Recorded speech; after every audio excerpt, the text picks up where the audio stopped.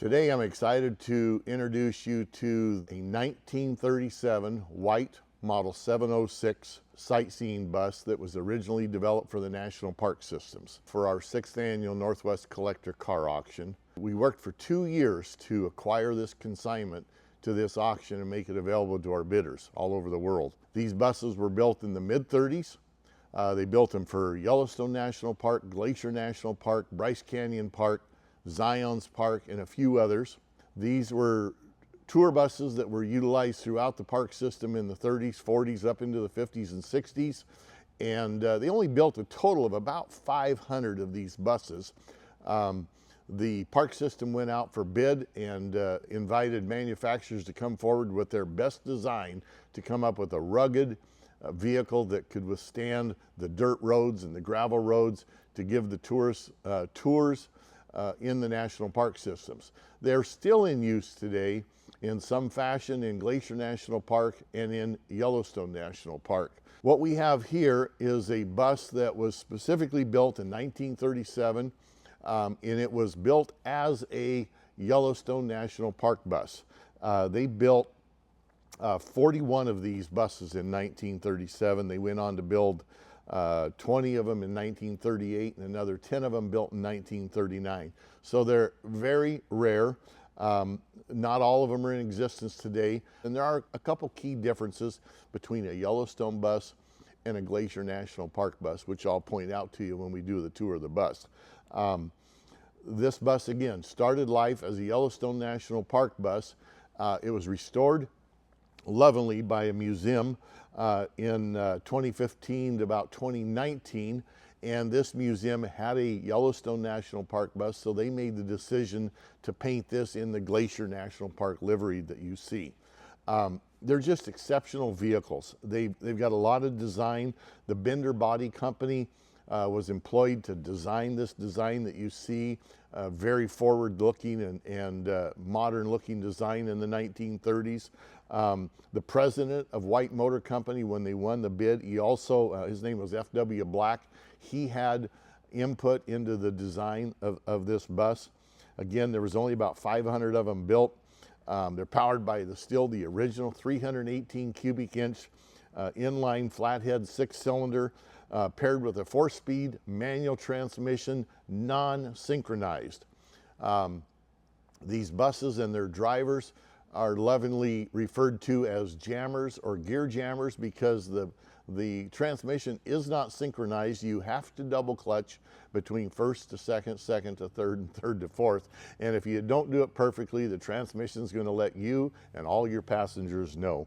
But it's an exceptional find, and it's an exceptional bus that has a lot of heritage, a lot of provenance, and you know, maybe at this time, let's just walk around and take a look at it. I want to talk to you about some of the features, but it's going to be up for auction August 31st at trucksandauto.com. The Yellowstone buses that operated originally in Yellowstone Park, they were dual licensed. They were licensed not only in Wyoming, but they were also licensed in Montana. So they were the only buses that had dual license plate holders on the back. That's one defining difference that you'll see between a Yellowstone bus and a Glacier National Park bus.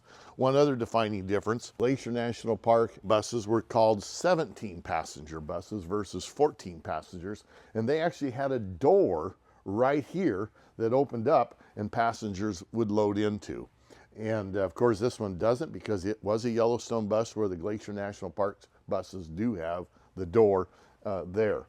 Going back, you can see we've got 4 passenger side doors, opens up. Again, these were tour buses in the National Park System. They had the canvas roof, so the tourists would load up 4 abreast in each one of these rows.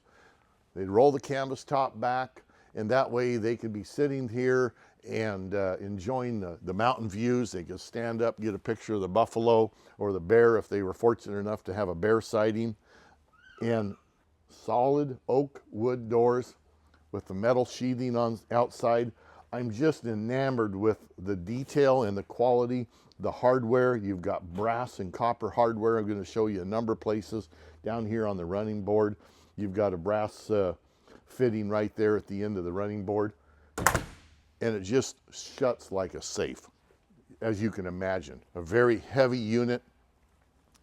The inside passenger compartment, again, you've got the driver's side, and then, you know, room for some tourists to sit here too. A couple tourists would sit up front with the driver, and pretty sparse gauges, and we'll show you a little bit more details on that.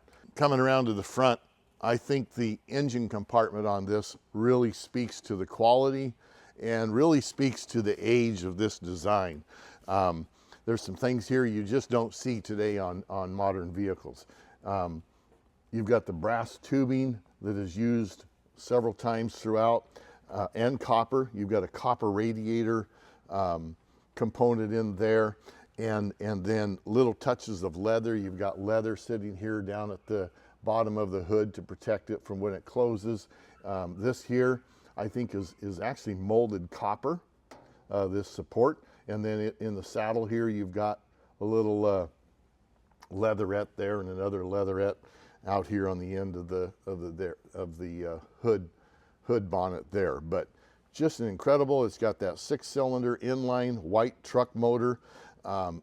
Just a very powerful, very smooth running. I was reading some articles this morning.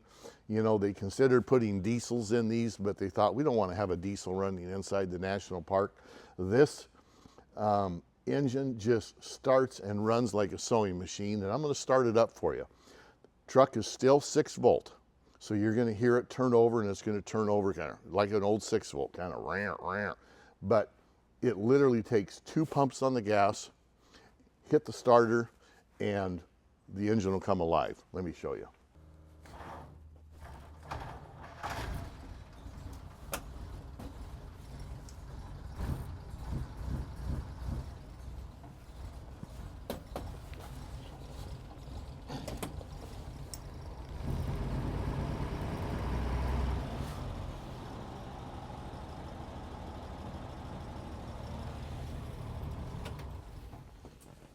So there you have it, the 1937 white Yellowstone bus, painted in Glacier National Park livery. It's lived its life in a museum for a number of years, and we're looking forward to seeing where it goes next, to another museum, or obviously a very important collection. There's not very many of these out here. You basically get one of these coming on the market about every year or year and a half. So we feel really fortunate to have it here, and you can see it and bid on it and buy it at trucksandauto.com. Come to the live event Saturday, August 31st. We start at high noon.